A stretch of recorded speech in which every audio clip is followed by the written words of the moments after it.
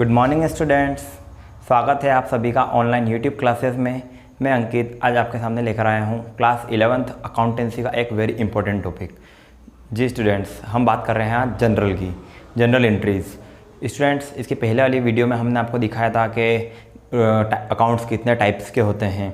उसके बाद मैंने आपको समझाने की कोशिश की थी कि गोल्डन रूल्स ऑफ अकाउंटिंग शायद आपने बहुत अच्छे से समझ लिए होंगे, है ना। वो कंप्लीट होने के बाद हम आज नया टॉपिक स्टार्ट करेंगे जनरल। मतलब वो जो गोल्डन रूल्स आपने याद किए थे, जो समझे थे, वही यहाँ पे हमको एप्लीकेबल करना है।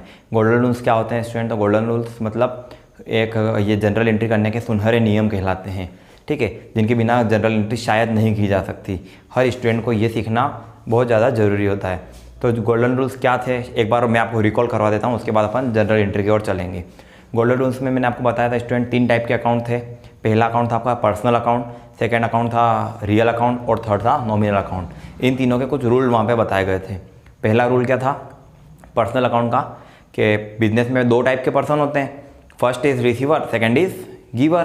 पहला व्यक्ति है पाने वाला और दूसरा व्यक्ति है आपका देने वाला। तो पाने वाला जो व्यक्ति है उसको स्टूडेंट जिसको हम रिसीवर कहते हैं उसको आपको डेबिट करना है, ठीक है, डेबिट करना है। और डेबिट को इन शॉर्ट डीआर कहा जाता है, ठीक है। और जो देने वाला व्यक्ति होता है स्टूडेंट, तो देने वाले व्यक्ति को क्या करना है, यहाँ पे क्रेडिट किया जाएगा। तो पर्सनल अकाउंट का रूल क्या कहता है? Debit the receiver and credit the giver, ठीक है। सेकेंड अकाउंट था आपका रियल अकाउंट। रियल अकाउंट क्या कहता है कि व्यापार में 2 प्रकार की वस्तुएं होती है। एक वस्तु जो व्यापार में आ रही है वो, और दूसरी जो व्यापार से जा रही है वो। तो रियल अकाउंट का रूल कहता है golden rule, debit what come in and credit what goes out. मतलब जो वस्तु व्यापार में आ रही है उसको सिंपली डेबिट कर देना है, और जो वस्तु व्यापार से जाएगी उसको हमको यहाँ पे क्रेडिट करना है, ठीक है। अब थर्ड रूल यहाँ पे है आपके सामने। थर्ड अकाउंट का थर्ड रूल होगा जिसका नाम है नॉमिनल अकाउंट, जिसको हम नाम मात्र का खाता कहते हैं।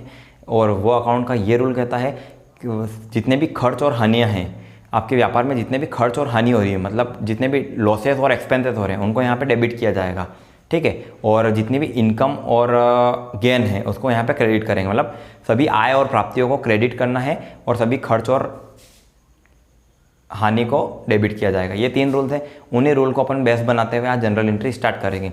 जनरल एंट्री के पहले मैंने आपको जनरल का फॉर्मेट भी बता दिया स्टूडेंट। जनरल में कितने कॉलम होते हैं? 5 कॉलम थे। वो अगर आपने नहीं देखा हो तो इसकी पहले वाली वीडियो में जाके देख लीजिएगा। तो अपन आज जनरल एंट्री स्टार्ट कर रहे हैं, ठीक है। तो जनरल एंट्री सबसे पहले एक छोटा सा अपन बेस मानेंगे, ठीक है। तो अपन बात करते हैं, लेट्स स्टार्ट। जैसे कि यहाँ पे मैंने आपको एक एंट्री दी है, यहाँ है commence business with cash, CO commence business.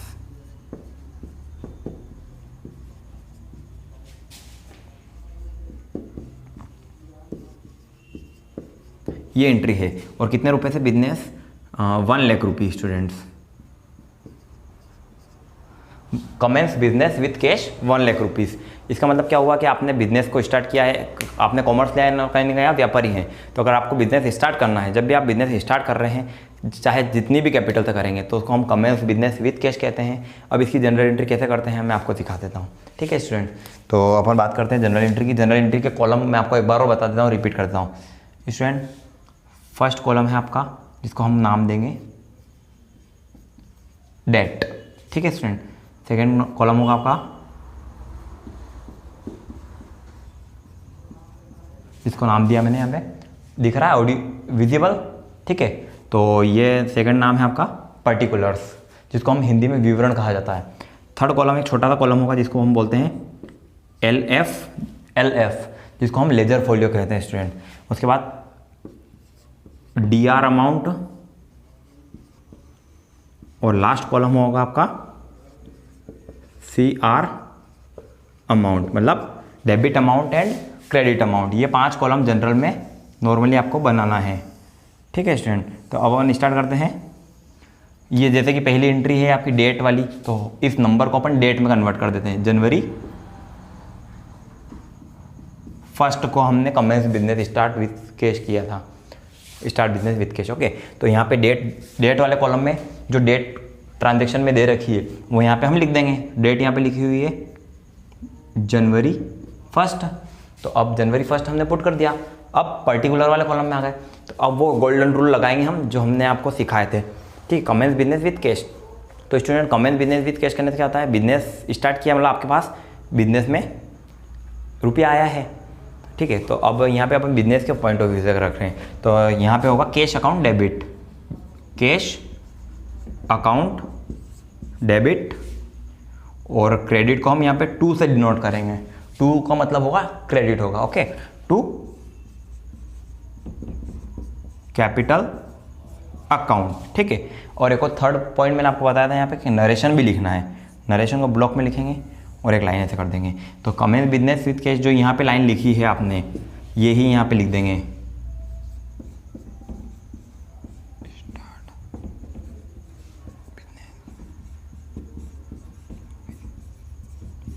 Okay, अब डीआर अमाउंट में कितने रुपए थे यहाँ, 1 लाख रुपीज़, तो यहाँ पे हमको लिखना है 1 लाख, डेबिट में हो गया। अब क्रेडिट में भी लिखना है हमको, तो क्रेडिट में यहाँ लिख दिया हमने 1 लाख रुपीज़ स्टूडेंट्स। तो अब इसको मैं आपको एक्सप्लेन कर देता हूँ कैसे क्या किया मैंने। ठीक है, तो सबसे पहले मैंने यहाँ पे लिखा है आपको कैश अकाउंट डेबिट। ये क्यों लिखा है, उसी गोल्डन रूल्स के अनुसार। क्या लिखा था गोल्डन रूल में, क्या था, जो वस्तु व्यापार में आती है उसे डेबिट करते हैं। तो हम बिजनेस स्टार्ट कर रहे हैं, तो बिजनेस में क्या आ रहा है स्टूडेंट, कैश आ रहा है। तो कैश मतलब कितने रुपए, 1 लाख रुपए, तो कैश अकाउंट डेबिट किया। और वो जब हम बिजनेस स्टार्ट करते हैं तो जो कैश आता है वो कैपिटल के फॉर्म में होता है। मतलब शुरू में बिजनेस में जितने भी कैपिटल, शुरू में बिजनेस स्टार्ट करने के लिए जो भी पूंजी लगाता है उसको हम कैपिटल कहते हैं। तो इसलिए हमने यहाँ पे 2 में कैपिटल अकाउंट कर दिया है। तो याद रखें, जब भी बिजनेस स्टार्ट करने की एंट्री होगी तो ये एंट्री बनेगी, क्या बनेगी, cash account debit to capital account. ये याद रखने वाली बात है। बिजनेस स्टार्ट किया मतलब हमेशा एक ही एंट्री पोस्ट करना, उसका नाम होगा cash account debit to capital account. ये फर्स्ट एंट्री हुई। ठीक है, अब अपन सेकेंड एंट्री की बात करते हैं, जिसमें होगा सेकेंड एंट्री में जैसे कि बात की हमने, ये बिजनेस स्टार्ट करने की एंट्री समझ में आ गई ना। सेकेंड एंट्री देखते हैं अपन, गुड्स परचेस फ्रॉम मोहन। ठीक है, ये ट्रांजेक्शन की थी मैंने आपके यहाँ पे 5 जनवरी 5 को। क्या है, गुड्स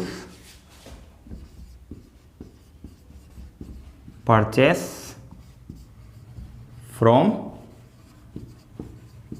मोहन, कितने रुपीस का, यहाँ पे हमने उससे परचेस किया है स्टूडेंट 5000 रुपीज़ का गुड्स हमने मोहन से परचेस किया जनवरी 5 को। तो यहाँ पे आप हम लिख देंगे जनवरी 5। अब गुड्स परचेस किया है किससे, मोहन से। तो यहाँ पे मोहन का नाम दिया, मतलब जब भी ट्रांजैक्शन में किसी व्यक्ति का नाम आ जाए तो आपको ये समझना है कि वो ट्रांजैक्शन कौन सी हुई थी, क्रेडिट ट्रांजैक्शन है। क्रेडिट मतलब उधार खरीदा है हमने उससे। गुड्स मतलब कोई भी सामान खरीदा है, परचेस फ्रॉम मोहन। ओके, तो जब किसी से उधार खरीदा है तो वो परचेस है। तो जब भी हम खरीदेंगे तो हमेशा याद रखना है, खरीदने में परचेस अकाउंट डेबिट ही होगा टू जिससे खरीदा उसका नाम यहाँ पे हमको मेंशन कर देना है। ठीक है, मोहन, और यहाँ लिख देंगे goods purchase from Mohan. Student कितने रुपीज़ का था, तो 5000। तो 5000 हमने डेबिट अमाउंट में लिखा है और 5000 यहाँ पे हमने क्रेडिट कॉलम में लिखा है। अब इसको मैं आपको एक्सप्लेन कर देता हूँ। गुड्स परचेस फ्रॉम मोहन में क्या हुआ है कि हमने जब भी, याद रखेंगे, किसी से भी खरीदते हैं तो 2 तरीके से खरीदा जा सकता है, या तो अपन कैश में खरीदेंगे या किसी से उधार खरीदेंगे। तो अब ये कैसे पता चलेगा आपको कि वो कैश खरीदा है या क्रेडिट खरीदा है। तो कैश खरीदेंगे, जब भी कैश परचेस होगा तो उसमें मेंशन लिखा हुआ ओनली गुड्स परचेस। अगर इतना लिखा है तो आप समझ लीजिए कि वो कैश परचेस है। लेकिन कभी कभी किसी ट्रांजेक्शन में उस व्यक्ति का नाम होता है जिससे हमने उधार, जिससे खरीदा है। तो जैसे यहाँ पे ट्रांजैक्शन में दिया गया है गुड्स परचेस फ्रॉम मोहन, तो ये क्रेडिट ट्रांजैक्शन है। ठीक है स्टूडेंट, तो अब इसमें गोल्डन रूल कैसे फॉलो हुआ देखते हैं अपन। जो वस्तु व्यापार में आती है उसे डेबिट करेंगे, मतलब debit what come in real account में मैंने आपको बताया था। तो उसके अनुसार जो वस्तु व्यापार में आई है तो यहाँ पे क्या आया है, परचेस आया है। ठीक है, ये पहला रूल लग गया। कौन से, रियल अकाउंट का। कौन से अकाउंट का लगाया है, फर्स्ट रूल रियल अकाउंट का। सेकेंड रूल के अनुसार हमने यहाँ पे लिखा टू मोहन। ये भी वो है, पर्सनल अकाउंट का रूल होता है कि debit the receiver and credit the giver. तो यहाँ पे गिवर को हमने क्रेडिट किया है, गिवर मतलब मोहन, मोहन को हमने यहाँ क्रेडिट किया, इसलिए ये गुड्स टू मोहन हो गया। तो दूसरा रूल लग गया आपका पर्सनल अकाउंट का। पर्सनल अकाउंट का एक रूल, और एक रूल हो गया रियल अकाउंट का। इस प्रकार से हमने यहाँ पे इसको डेबिट और क्रेडिट किया है स्टूडेंट। ठीक है, अब एक और ट्रांजेक्शन में आपको छोटी सी समझा देता हूँ, इसी से रिलेटेड करते हुए। थर्ड एग्जाम्पल लेते हैं अपन, देखिएगा स्टूडेंट। जनवरी 10, यहाँ पे डेट आ गई है जनवरी 10, और मैं लिख रहा हूँ गुड्स